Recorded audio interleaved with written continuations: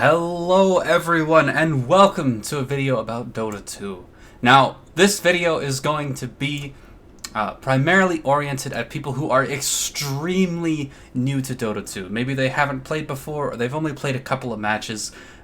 Maybe they keep asking you why you have 5,000 hours in this game of all games. What is it about this one that's so good? Why people should start playing it, maybe why they shouldn't start playing it. Just in general, introducing what this game is to people who don't know. Now, you've probably seen, if you've seen any Dota, you've probably seen a camera angle that looks roughly like this, with a hero wandering around in it. I'm going to go ahead and jump into a bot match alone, just to show off a little bit what's happening on the map, to kind of give you a context for what is going on in the game. So let's go ahead and head over to that bot match. Alright, so here we are at the main menu. Now, in order to get into a bot match, we're just going to go over here to this play button and go versus bots. We're actually going to... yeah, we'll just leave them on easy bots. And we'll go ahead and just start the match. Now, let's stick with Tiny just so that that hero stays familiar. And let's look at what we have here. We have a 5v5. 5 people on this team and 5 people on this team. We have a whole bunch of heroes, and we have this map here in the center. Now, basically, we have this structure in the bottom left and this structure in the top right. These structures are both called ancients. And you might notice that this half of the map is green and this half of the map is red. The map is split down the middle with an array of structures in between one ancient and the other, as well as 3 separate lanes, or paths that you might call, to get from one ancient to the other. They call me Tiny. So, here we are. We've spawned in the game. This is the structure in the bottom left. It is an ancient. It is Radiant's ancient. It has some HP, and there's a whole bunch of structures that go out towards the middle of the map. And then on the other side, we have roughly the exact same thing, kind of mirrored. We have Dire's ancient. Now this green team is going to be the Radiant, and this red team is going to be the Dire. Roughly what's happening in this game is a 5v5, where the entire objective is for these 5 heroes, these Radiant heroes, these 2, this guy, me on the Tiny boy, and this guy, to destroy this structure. That is the only objective in Dota 2. That is how you win the game of Dota 2. And what happens from this point on is going to be a competition to collect resources and outplay your opponent so that you can snowball and gain strength faster than your opponent in order to take their ancient. Now, out of this comes a whole meta that's had a couple of years to develop, as well as a whole bunch of very particular things. Alright, now I've restarted the game. We have a new set of teammates, so that I have the chance to kind of explain a little bit of what's going to happen from here. Now, basically, I mentioned the term lanes, and I pointed out to these structures. These structures, the ones that look like this, there are different skins for them, so they don't all look the same. But these are towers. And towers, they do what you would expect towers to do. They shoot things, but they also give an aura of armor and HP to nearby heroes. And you see, I have this buff. I'm standing right here. I have this buff for tower protection. I gain increased armor and health regen. So these are defensive hard points for your team to stop the enemy's advance. That's kind of how you want to think about them. And you'll notice that they're in 3 rather distinct paths along the map. There's one in the top, some towers here, curve in the road, more towers here, and there's one in the bottom. What's going to happen in a bit is some units are going to spawn, and they're going to just, they're just little AI units. They're called creeps. This is a creep. It's a melee creep.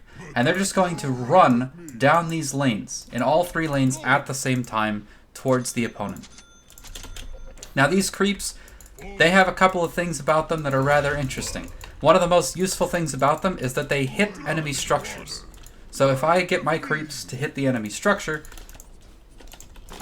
so if I push my creeps in, they will hit the enemy structure, and they'll end up dealing damage, which of course I have to destroy this structure. So creeps being able to damage structures makes them very useful. But that's not what the early game is going to revolve around. The early game is going to revolve around what you just saw there.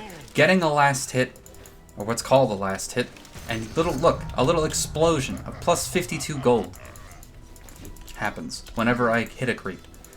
Now, the reason that gold is even in this game is because both teams are in a competition, like I mentioned earlier, to accelerate their strength and become more powerful than their opponent. Gold is useful because with gold you buy items that increases the strength of your character. There's another resource that does the same thing that's called experience. And you'll notice that at some point, there's a little bit of a golden flash. You're going to see one here again when I hit level 3. And then I get skill points. My character also gets a little bit stronger with every level that happens. And that is another way that we will snowball to gain strength, to outplay the opponent.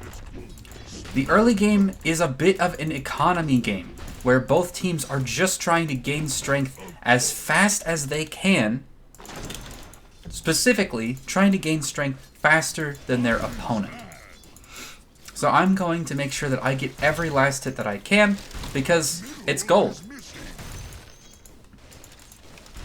I get XP as long as I'm next to a creep when they die, whether I get the last hit on it or not. So by being in this lane, sitting here where the creeps are at, I am absorbing resources, making my character stronger. And that is my objective in the early game. We're going to wander over here, and I'm going to look around the map to see what else is happening. You're going to notice that in the top lane there are 2 enemy heroes versus 2 friendly heroes. And in the mid lane there's 1 enemy hero versus 1 friendly hero. And in the bot lane there are 2 enemy heroes versus 2 friendly heroes. Right now, this is pretty standard, and this is kind of what happens in most games of Dota. The reason that we are spread out has to do with the fact that there's resources to acquire here, resources to acquire here, and resources to acquire here. I remember I said that the point of the early game, a lot of what we're trying to do, is simply acquire golden XP faster than the opponent. So we do want to spread out across all 3 of these lanes to acquire resources from all 3 of them at the same time. Now, as time has gone on, very powerful metas and strategies have appeared that change exactly what should happen. Sometimes you'll see 3 heroes on this side here, with 1 or 2 heroes here, friendly heroes here, like 2 or 3 enemy heroes here, and 1 or 2 friendly heroes here. And you'll see the same thing sometimes mirrored over here, where they'll 2 or 3 heroes, friendly heroes, and 1 or 2 enemy heroes. It kind of depends a little bit on changes to the map, as well as changes to heroes, as well as changes to how much golden XP creeps are worth. All of these things can have big impacts on what the most efficient way to play is. And of course, given the early game is all about efficiency, that means that such small changes are going to change that. So, but the point that I'm trying to make there is that a lot of things are subject to change with patches in Dota. The one overriding thing is that the early game is going to be all about acquiring resources for myself, as well as potentially denying resources to my opponent. Now let's go ahead and take a walk here into what's called the jungle. You'll notice that there's a fog of war system, you've probably noticed it already, whereby we can only see places where our heroes are standing, we can see the areas around our towers, and we can even see where the creeps are walking.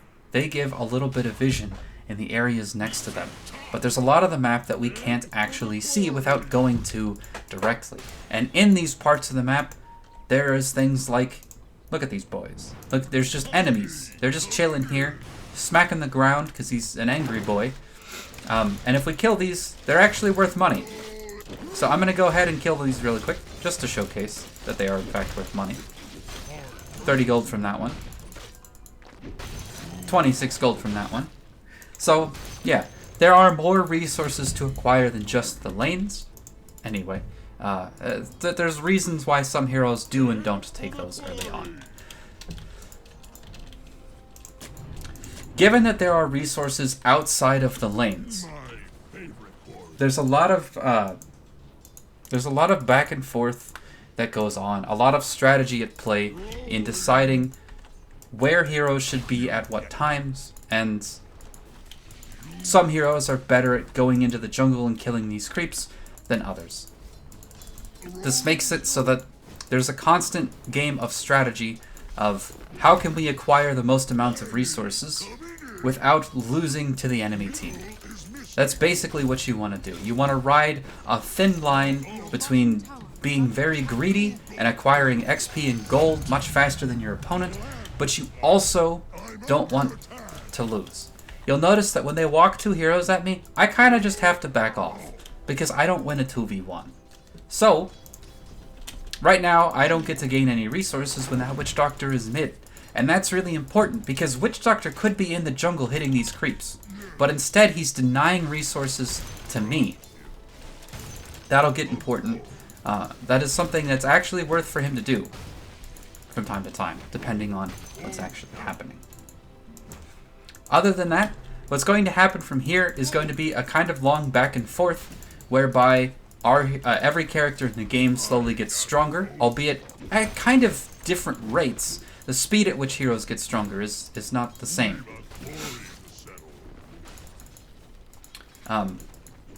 So yes, as the game goes on, every character gets stronger, some faster than others, and what you're going to see is one team will pull ahead.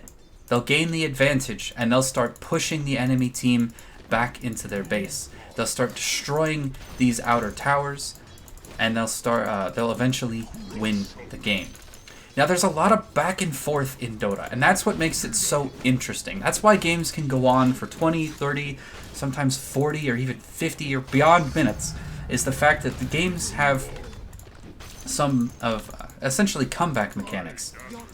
So what happens when I kill an enemy hero is that I get a whole bunch of golden XP, and they're dead.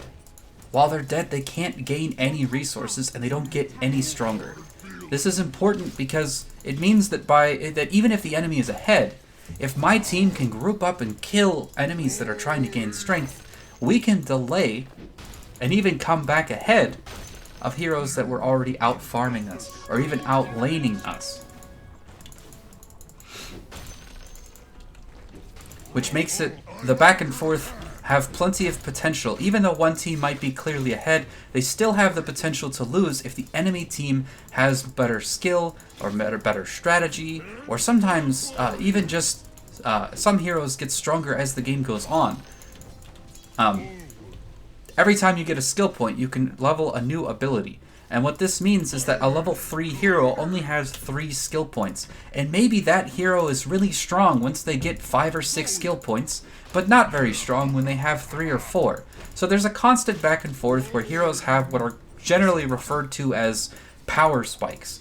You know, they hit their level 6 and all of a sudden they have this really highly dangerous spell that can just decimate several other heroes in a multi-hero conflict, or a team fight, as it would usually be called. And those heroes get very, just all of a sudden, they were behind, but now they have their ultimate ability, and they're very scary. And so even though they were behind, now they have the ability to get kills on their opponents, which makes it so that they can come back ahead, even though they've been behind. This kind of back and forth is what makes Dota exciting to watch and more exciting to play. It's also what gives rise to the strategic element of the game, which is kind of why people can play it so endlessly.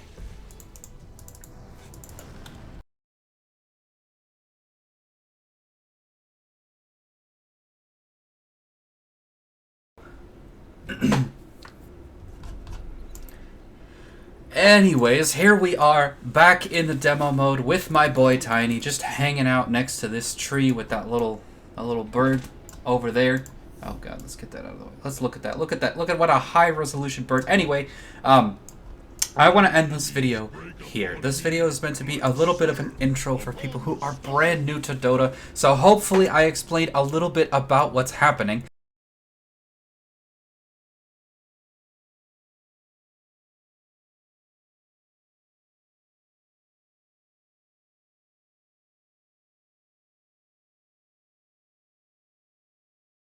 I did enjoy making this video. I hope you enjoyed watching this video. I hope you learned a little bit about what's actually happening in Dota, and I'm thinking about doing a whole series where I try to explain a lot of the mechanics that are at play in Dota 2 for beginners up to my level. Now, I'm not a professional at Dota 2, but I have I have several thousand hours in it now, and I'm knocking on the door of hitting Ancient, which puts me at still not very good, but I can explain a lot of things. So, if you did like the video, please consider leaving a like, maybe even a comment. And if you really want to support me because you're an absolute legend, even share the video. I'm a pretty small YouTube channel, so sharing the video is the best way to help me out if you would be interested in doing that. Thank you very much for watching, and have a great day. I'll see you soon, hopefully with a bit of a replay. Probably a bot match where I play as Tiny just to showcase a single match.